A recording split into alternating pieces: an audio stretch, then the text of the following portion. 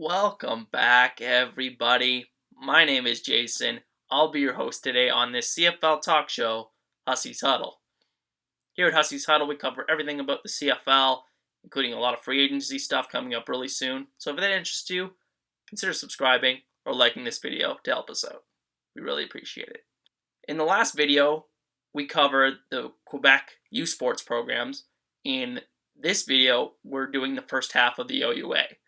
So I decided, since the OUA doesn't have divisions and there's so many more teams, the way I decided to do this was to split this up by geography.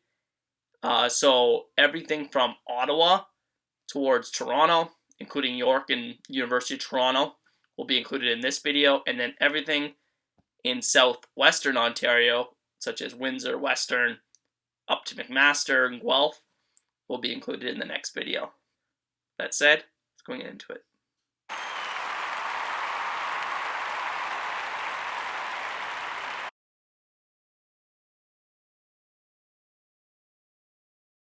The University of Ottawa had a couple notable candidates, but the veteran receiver Sinopoli stands above the rest.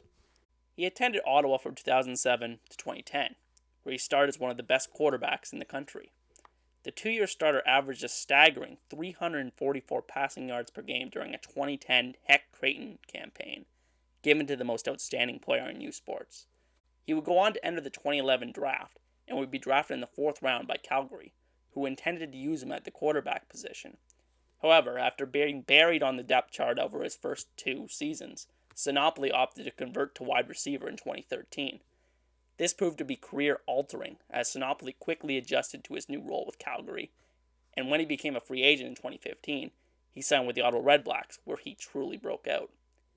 Since arriving in Ottawa, he has 4 1,000-yard seasons and 17 touchdowns, while 2 times capturing the league's most outstanding Canadian award.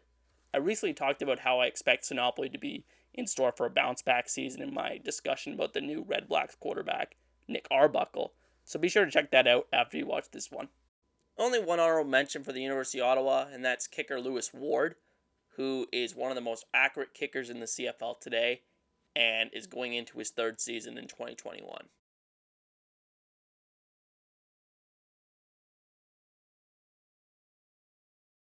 Next, we have one of the more promising young Canadian players in the league, Tunde Adeleke.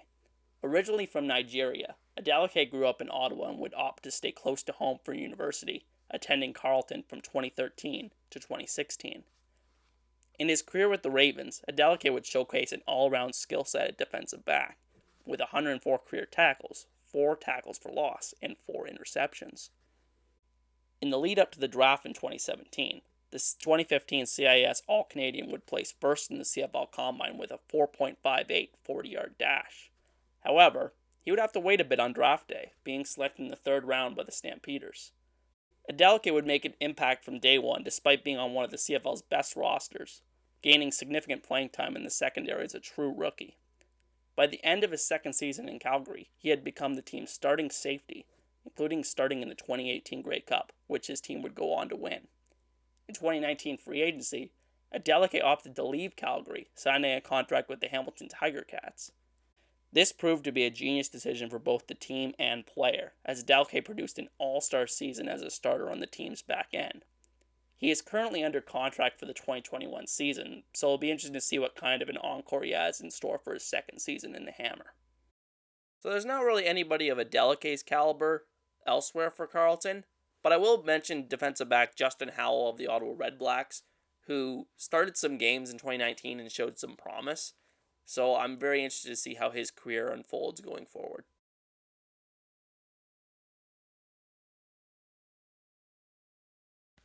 Queens has a long history of players in the CFL, including today, so this decision was far from easy. But at the end of the day, I have to give it to the 6'11" giant O'Donnell.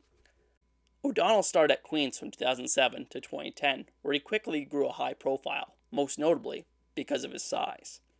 His best seasons with the Gales came in his junior and senior seasons, where he would be named to the CIS All-Canadian team both times. As he approached his draft year in 2011, O'Donnell was highly sought after as a prospect, but not just in the football realm. Reportedly, at some point, the NBA's Boston Celtics and even the Toronto Raptors brought the offensive lineman in for a workout, despite the fact that this guy hadn't played basketball since his high school days. When it came to the CFL draft, O'Donnell, despite being one of the most highly regarded players in his class, dropped to the second round as a result of NFL interest. As soon as the NFL lockout concluded that year, O'Donnell signed with the Cincinnati Bengals, where he would spend the entirety of the 2011 season and the 2012 offseason on the team's practice squad. After being released by the Bengals as part of the team's final cuts, O'Donnell finally made his CFL debut in 2012, signing with Edmonton, who had acquired his rights from Saskatchewan in a previous trade. He quickly emerged as a difference maker for Edmonton, becoming a player with a unique skill set. He had the strength to play guard and also the length and refinement to play tackle. He would start games at both positions during the 2014 season, and once again the Bengals took notice, inviting him to training camp for the 2015 season, where he would be released once more as part of the team's final cuts. He immediately rejoined Edmonton, and ever since 2015, he has been an absolute stud up front, mostly at his right guard position. In 2017, he was recognized as a CFL All-Star, and probably would have been in 2019 as well if he had not missed a few games due to injury. We've seen offensive linemen in the CFL have long lifespans, so at 31, expect even more high-level football from O'Donnell. For Queens, we have one of our biggest honorable mentions yet, defensive tackle Derek Wigan of the Calgary Stampeders. Wigan has been in the league for several seasons and is a really stout run defender at defensive tackle, and even though he's not the most dynamic pass rusher, he has shown the ability to produce in that regard on occasion, and it's just a really solid Canadian ratio breaking defensive lineman in the league.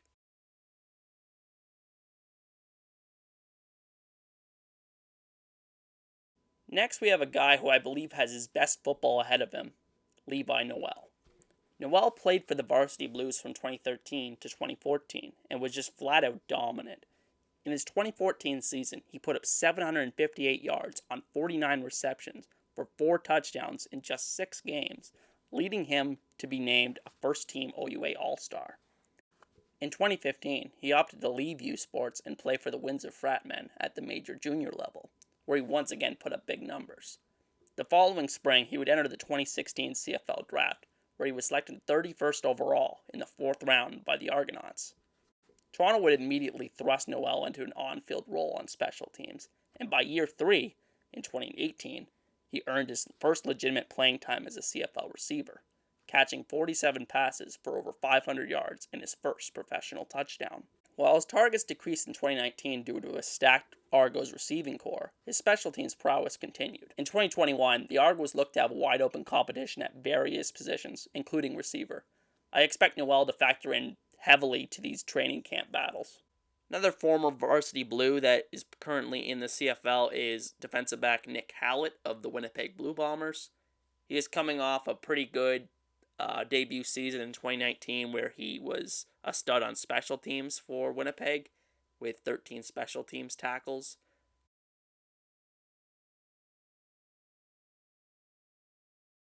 This next guy is one of the more versatile players you'll find on a CFL roster, Nikola Kalinic. Kalinic played at York from 2015 to 2018, where he was a do-it-all type athlete who did the dirty work for the Lions. He was a star on special teams and would develop nicely into a rare impact player at the fullback position. In his senior season, he displayed a fast developing skill set as a receiver out of the backfield, which, combined with his size, was really a rare combination. As a result, he was a fast riser come his draft year in 2019, where he would be selected at the top of the second round, 10th overall by the Hamilton Tiger Cats. While the numbers may not show it, Kalinic played a significant amount of snaps for Hamilton as a rookie. Though he's listed as a fullback, a role he can no doubt play, he's also often lined up as a tight end for the Tiger Cats, where he showed a tremendous amount of promise as a blocker-receiver dual threat when he received opportunities. I'm really fascinated to see how the 6'5", 255-pounder with good hands will be deployed in the CFL going forward. My one honorable mention for York is wide receiver Colton Hunchak of the Calgary Stampeders, who, like Kalinic, was selected in the 2019 draft, but he was selected much later in the 8th round and managed to make an impact as a rookie. So that's always fascinating in the CFL. It really shows faith in a young player, so I'm really excited to see how his career also unfolds going forward. So that's going to do it for today's video. I'd like to thank you guys all for watching. If you want to support the channel, the best way to do it is just by smashing that like button and subscribing to Hussey's Huddle for more CFL content just like this. Thanks again. See you guys next time. Peace.